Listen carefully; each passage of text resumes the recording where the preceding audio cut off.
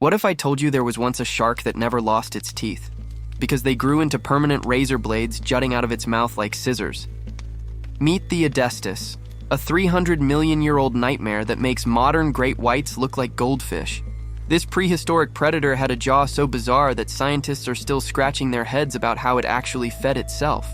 Was it a precision killer or a mindless slasher? Did it hunt alone or in packs? And why did evolution create something so wrong? Dive into the murky waters of deep time, where nothing makes sense and everything wants to kill you. By the end of this video, you'll never look at shark teeth the same way again. Trust me on this one. You've never heard this story before. Picture this. You're swimming in crystal clear water when suddenly, something emerges from the depths. But it's not the triangular dorsal fin you're expecting. Instead, two massive curved blades slice through the surface, like a pair of scissors the size of baseball bats, growing straight out of a creature's mouth. Sounds like something from a B-horror movie, right? Well, congratulations. You just met the Edestus, a shark so weird that evolution apparently had a fever dream and decided to give it permanent razor blade teeth. And the kicker? We still have no idea how this thing actually ate anything without cutting its own mouth to ribbons. Welcome to a world where Mother Nature clearly had some serious anger management issues. Now, before we dive into this prehistoric nightmare fuel, let's talk about how normal shark teeth work, because the Edestus said, "Nah, I'm good," to basically every rule in the book. Your average modern shark is like a living conveyor belt factory of death. They produce up to 35,000 teeth in their lifetime, constantly shedding old ones and replacing them with fresh, sharp ones. It's like having a subscription service for murder tools. Drop a tooth while chomping on a seal? No problem. There's another one ready to slide into place within days. But the Edestus? This absolute unit looked at that system and said, "You know what? I'm just gonna keep all my teeth. Forever." Imagine if your baby teeth never fell out, but instead kept pushing forward out of your mouth while new ones grew behind them. Except instead of cute little chiclets, we're talking about curved, serrated blades that could probably slice through a phone book. It's like someone took a chainsaw and crossed it with a shark, then asked a committee of mad scientists to approve the design. The result was a mouth that looked less like a feeding apparatus and more like a medieval torture device that somehow learned to swim. Let's set the scene, because the world the Edestus lived in was just as bizarre as the creature itself. We're talking about 300 million years ago, the Carboniferous period. To put that in perspective, this was so long ago that the Atlantic Ocean didn't even exist yet. The continents were still playing musical chairs, slowly drifting toward each other like tectonic bumper cars. This was Earth in its teenage goth phase, covered in vast, steamy swamps filled with giant ferns the size of trees, and forests so thick they would eventually become the coal we burn today. The air was thick with oxygen, about 35% compared to today's 21%, which meant everything grew supersized. We had dragonflies with 2-foot wingspans buzzing around like feathered nightmares, and millipedes the length of alligators scuttling through the undergrowth. But the real action was happening underwater. Shallow seas stretched across much of what we now call North America and Europe, creating perfect hunting grounds for marine predators. This wasn't the deep, cold ocean we know today. These were warm, tropical seas teeming with life that had never seen sunlight filtered through ice caps. In these ancient waters, the Edestus ruled as one of the apex predators, cruising through schools of primitive fish and early sharks like a living hedge trimmer. For roughly 50 million years, longer than dinosaurs ruled the land, these scissor-toothed monsters patrolled the seas, leaving behind only fragments of their bizarre jaws and a whole lot of questions. Here's where things get interesting. When scientists first discovered Edestus fossils in the 1850s, they had absolutely no idea what they were looking at. The first paleontologist to examine these curved, blade-like fossils thought he'd found some kind of prehistoric ray or skate. Another expert was convinced they were dealing with a giant sea serpent. It wasn't until decades later that someone finally said, "Hey, wait a minute. I think these are teeth." But even then, nobody could figure out how they attached to the animal. Some scientists drew reconstructions that made the Edestus look like it had swords growing out of its forehead. Others thought maybe the teeth were on its back, like some kind of aquatic porcupine. The plot twist? We're still not 100% sure how these teeth were arranged. Every new fossil discovery seems to raise more questions than it answers. Case number 2. The feeding mystery that stumps science. Okay, so imagine you're a prehistoric Edestus cruising around with these massive blade teeth jutting out of your mouth. You spot a tasty fish swimming by. Now what? How exactly do you eat it?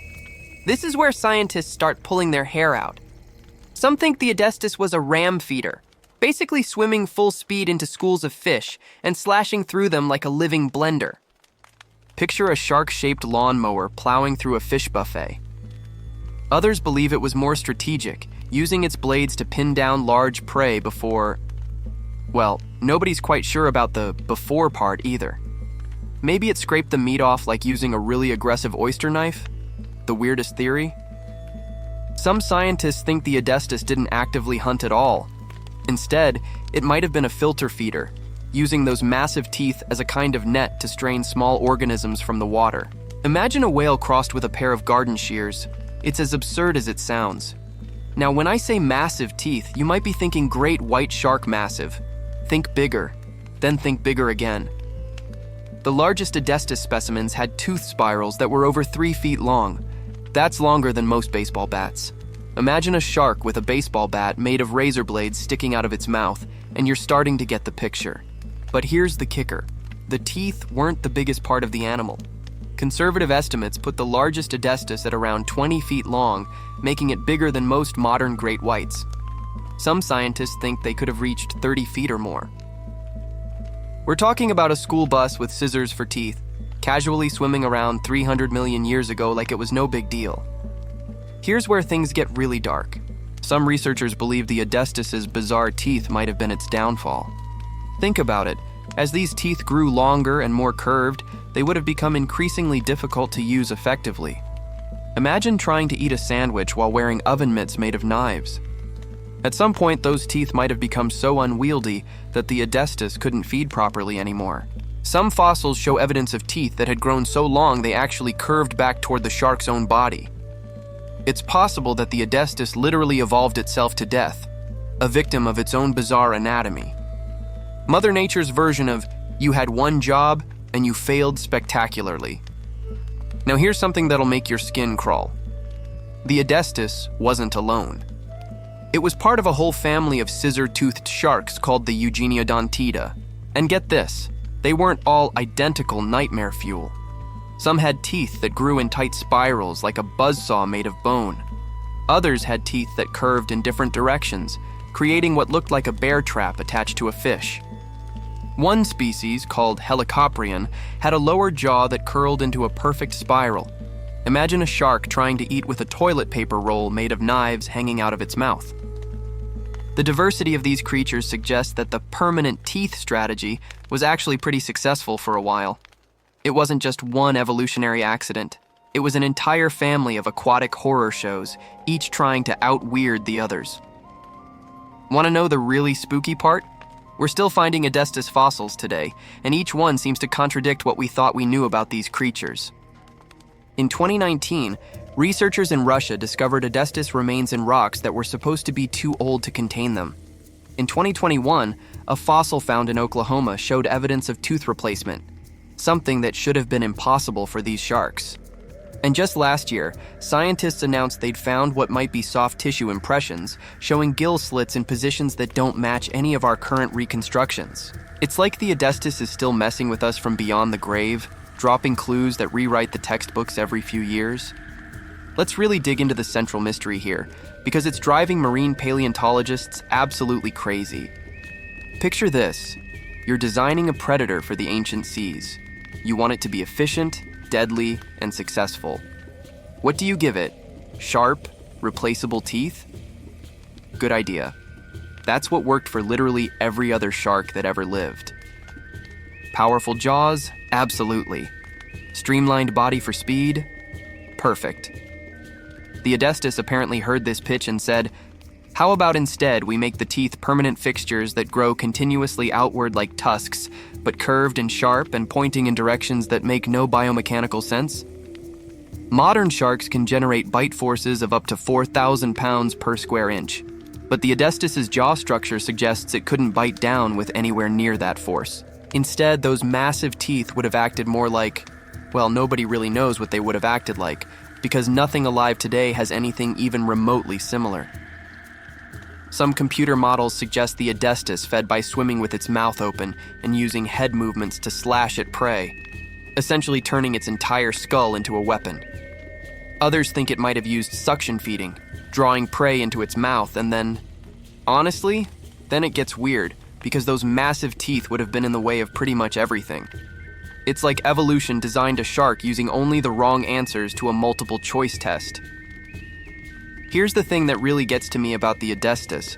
It was incredibly successful.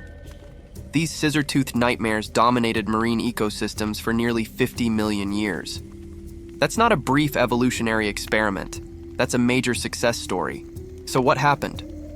Why did creatures that ruled the seas for longer than dinosaurs ruled the land suddenly disappear?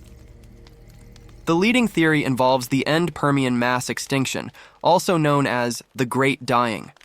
About 252 million years ago, something catastrophic happened, possibly massive volcanic eruptions in Siberia, that wiped out roughly 90% of all marine life.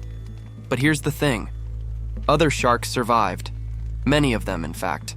The basic shark body plan was so successful that it barely changed over the following 250 million years. Modern sharks are living fossils, practically identical to their ancient ancestors.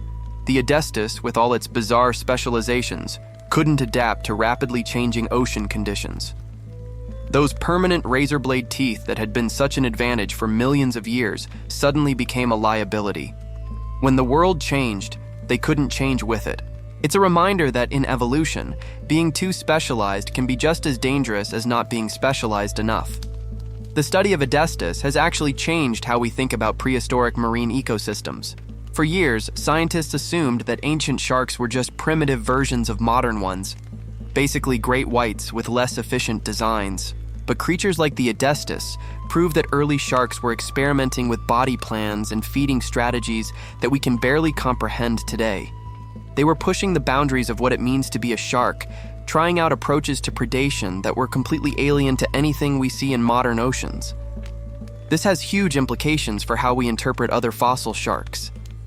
Every time someone finds a weird tooth or jaw fragment, we can't just assume it's a normal shark anymore.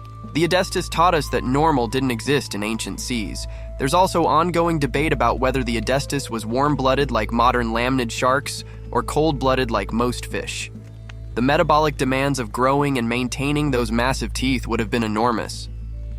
Some scientists think only a warm-blooded metabolism could have supported such bizarre anatomy.